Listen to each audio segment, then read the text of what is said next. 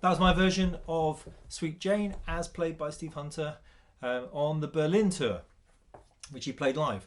First time I came across that version of Sweet Jane was probably in the 80s when I heard Rock and Roll Animal, which was a kind of hard rock version of the original Velvet Underground song. And you know, it was kind of inspirational to me because it was the first, really the first time that I played something with a distinctively major feel. So it was the first time I really learnt, or like had a feel for the major pentatonic. You know, initially when I started to play it, I thought it was in a minor pentatonic, and I couldn't really get my head around the fact that I wasn't getting the right kind of notes.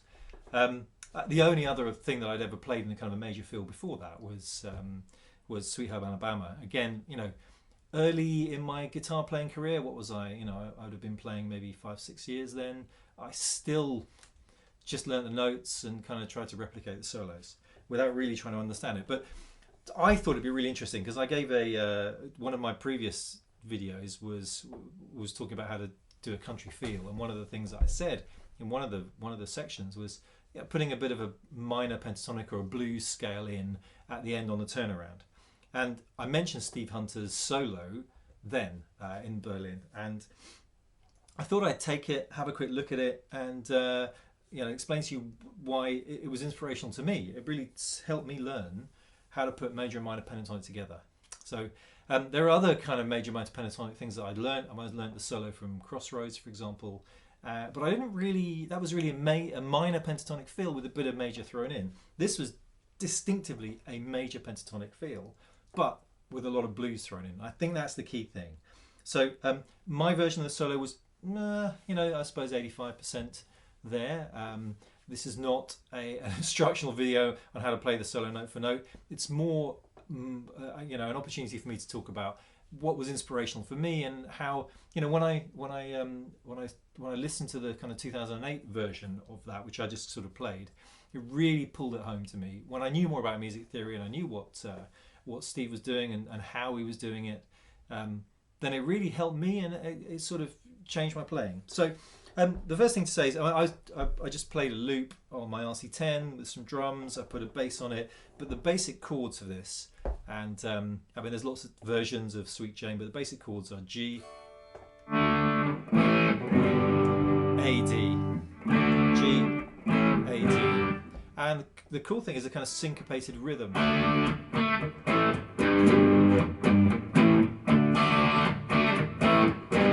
If you watch Lou Reed play it, he sometimes plays it like that, sometimes he plays it down here. The original, I think, was in E. Certainly the one on Rock and Roll Animal is in E. But you know, you can play it in E or D. We're doing D because that's the version that Steve Hunter, that we played from Steve Hunter. That's the version that was played on Berlin.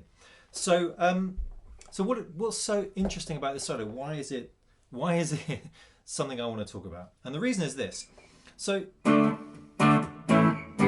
it's just a basic 1, 5, 4 in D, which kind of indicates it should be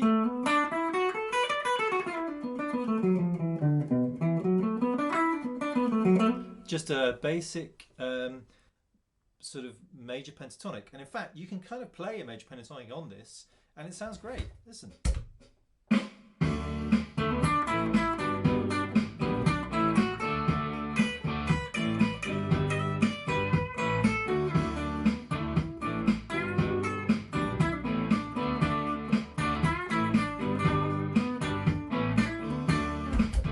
But even I couldn't just stick to the major pentatonic there. But what Steve Hunter does really well is in the beginning of this solo, it's kind of majory, but he throws in the flat third, which is from the minor. So the major pentatonic is here, and the minor pentatonic is here. Now, I could play the minor pentatonic on this. Listen to this.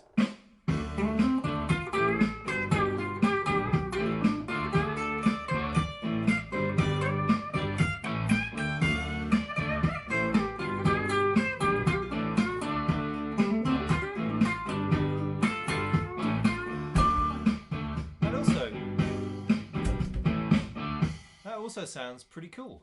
But what makes it really interesting is that the focus of this solo is major, but Steve throws in minor pentatonics, and really importantly, and I'll take you through it, at the very end he throws in a fantastic blues lick which just sort of seals the deal. So let's break this solo down a little bit.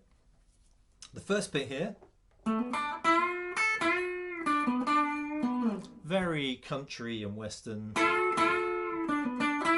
major pentatonic kind of lick, which I've used myself many times.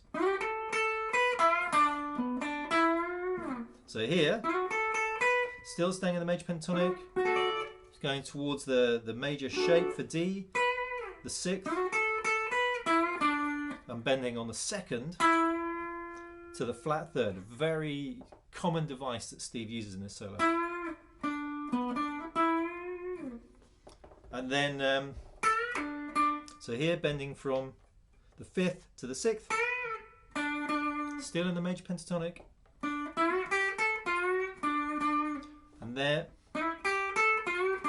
almost like a B.B. King lick, and bending from the flat third to the major third, so major to minor. So those devices he uses. He could have just stayed in the major all the way, but actually he's just putting a nudge to the minor. Now the minor third isn't in, you know, any of the chord tones, so it kind of gives it that very nice bit of spice. Then at the end of the solo, so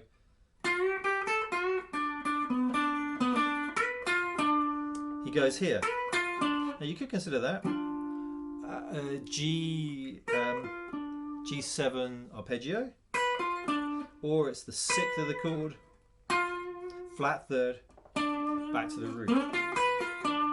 So it kind of comes out of the blues scale a little bit if you're going to add the sixth in, which is a common device to make a major minor kind of feel. Then it's the second section of the solo. This is very B.B. King, or you might even consider it a little bit out of Peter Green. It's that B.B. box with just here.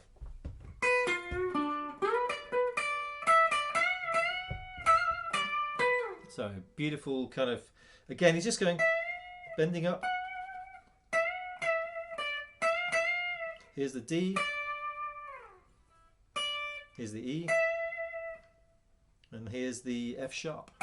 So bending up to the third. So just staying in that D major pentatonic, but again, you know, more like a B.B. King blues box.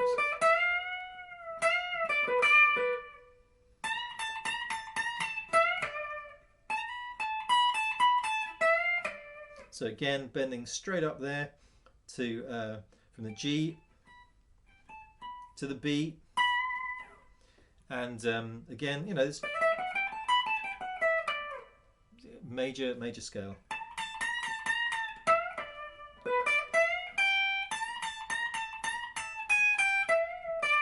So standard rundown, and here's the money lick, which is. Actually, that's not quite right. That's the way that I play it. The lick, I think, goes.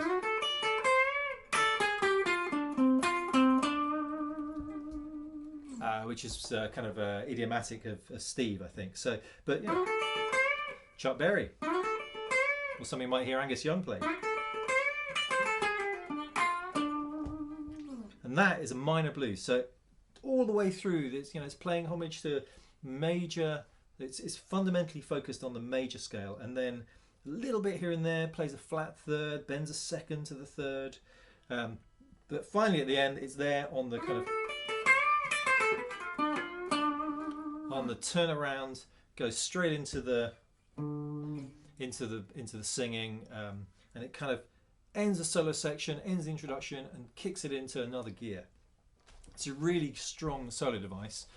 You know, I would recommend always, you know, thinking about how you might be able to use that if you've got a major kind of feel, just dropping into the minor pentatonic at the end as that kind of real digging in, real kind of end to the solo that turns it around.